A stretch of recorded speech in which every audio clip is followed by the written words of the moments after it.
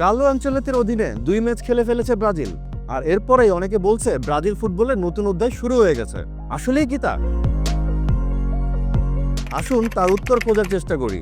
দীর্ঘদিনের বিশৃঙ্খলা, কোচিং অস্থিরতা আর হতাশাজনক পারফরমেন্সের পর ব্রাজিল জাতীয় দল অবশেষে খুঁজে পেয়েছে নতুন নেতৃত্ব, ইতালিয়ান কোচ কার্লো আনচেলত্তি। এই অভিজ্ঞ ও শীতল মস্তিষ্কের কোচ নিজের প্রথম 2 ম্যাচে কি দেখালেন, কিভাবে বদলাচ্ছে ব্রাজিলের খেলার ধারা, এই ভিডিওতে আমরা জানব সেই বিশ্লেষণ, ট্যাকটিক্স আর ম্যাচ রিভিউ। বিশ্বকাপ বাছাই পর্বে ইকুয়েডরের বিপক্ষে আনচেলত্তির প্রথম ম্যাচের চ্যালেঞ্জটিকে বলা যেতে পারে এক রুক্ষ সূচনা। অবশ্য ভক্তরা এক্ষেত্রে বলতেই পারেন কার্লো আনচেলত্তির অভিষেক ম্যাচ, এবং সেটাও কোথায়? গুয়াকিলের রুক্ষ পরিবেশে ইকুয়েডরের বিপক্ষে। একদমই সহজ কিছু না। ব্রাজিল সেই ম্যাচটি খেলেছিল 4-3-3 ফরমেশনে। ম্যাচের ফলাফল 0-0, অর্থাৎ গোলশূন্য ড্র।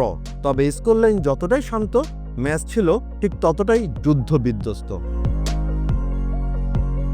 এই ম্যাচে আমরা অনেক কিছু দেখিনি।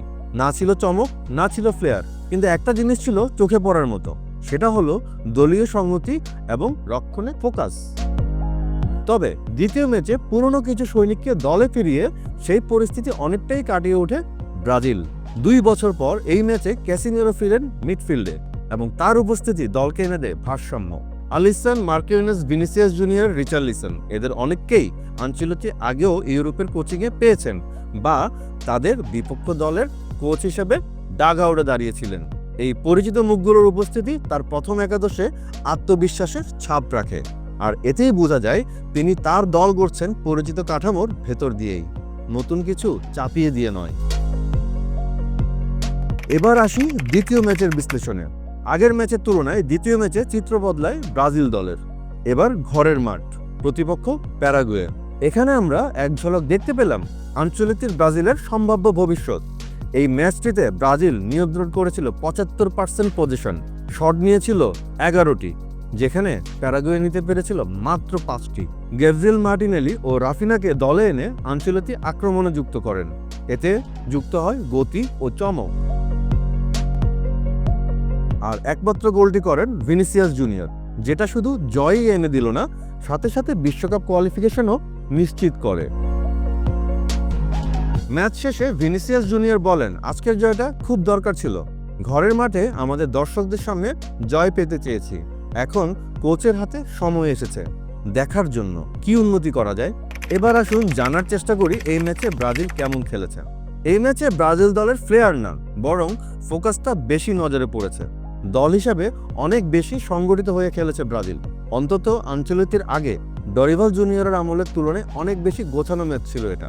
ডরিভাল জুনিয়রের সময়ে ব্রাজিলের রক্ষণভাগ ছিল ছন্ন ছাড়া, কিন্তু আনচেলত্তির অধীনে 2 ম্যাচে ক্লিন শিট এসেছে, এবং সেটা কোনো কাকতালীয় বিষয় নয়। মার্কিনিয়স, আলেক্সান্ডার রিবেরো জুটি, ক্যাসিমিরো রিটার্ন আর ডিফেন্সিভ ডিসিপ্লিন, এই 3টা মিলেই গড়ে উঠেছে নতুন এক ব্রাজিল।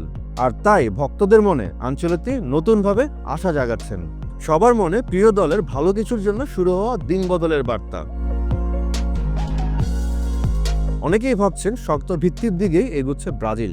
তবে এই ব্রাজিল কিন্তু এখনও তাদের ঐতিহ্যবাহী পছন্দসই সুন্দর ফুটবল খেলছে না, এটাও বাস্তবতা। কিন্তু তারা ফাংশনিং করতে শুরু করেছে একটা দল হিসাবে, যার মধ্যে আছে প্রতিরোধ গড়ে তোলার মানসিকতা। যে 2টা ম্যাচ ব্রাজিল খেলেছে আনচেলত্তির অধীনে, সেগুলোতে তেমন চোখ ধাঁধানো পারফরমেন্স ছিল না, কিন্তু একটা টিম পারফরমেন্স গড়ে ওঠার সম্ভাবনা দেখা গেছে ভালোভাবেই। প্যারাগুয়ে অপরাজিত ছিল, আর ইকুয়েডর নিজেদের মাঠে যারা খুবই কম গোল হজম করে। এই 2 শক্ত প্রতিপক্ষের বিরুদ্ধে 2টি ক্লিন শিট ছোটখাটো বিষয়ই নয়। তবে কি সোনালী ব্রাজিলের পথ চলা আনচেলত্তির হাত ধরেই ফিরবে? এই প্রশ্নের উত্তরে বলতে হয় 2 ম্যাচ শেষে আনচেলত্তির এই শুরু নিয়ে হয়তো নাটকীয় কিছু বলা সম্ভব নয়, কিন্তু তাতেই লুকিয়ে আছে বড় ইঙ্গিত। ব্রাজিলের এই দল এখন পর্যন্ত সাবলীল নয়, একইভাবে সংগঠিত ঝলমলে দলও নয়, কিন্তু এরা প্রস্তুতি বিচ্ছিন্ন নয়, বরং টিমওয়ার্কে পূর্ণ একটা দল হিসাবে দেখা গেছে 2টি ম্যাচে। এই ব্রাজিল হয়তো বিশ্বকে মাতানো সেই সেলেসাও এখনো নয়, কিন্তু আনচেলত্তির নেতৃত্বে তারা হাঁটছে জয়ী হবার উপযোগী দলের পথেই। এই ছিল বাংলা ফেভার চোখের আনচেলত্তির ব্রাজিলের প্রথম 2 ম্যাচ বিশ্লেষণ। আপনার মতামত জানাতে ভুলবেন না কমেন্টে। আপনার চোখে আনচেলত্তির ব্রাজিল কেমন লাগছে? ভিডিও ভালো লাগলে লাইক দিন, শেয়ার করুন ফুটবল প্রেমী বন্ধুর সঙ্গে আর সাবস্ক্রাইব করুন আমাদের চ্যানেল এমন আরও বিশ্লেষণ পেতে। ধন্যবাদ। দেখা হবে পরের পর্বে, যা আসছে খুব দ্রুতই।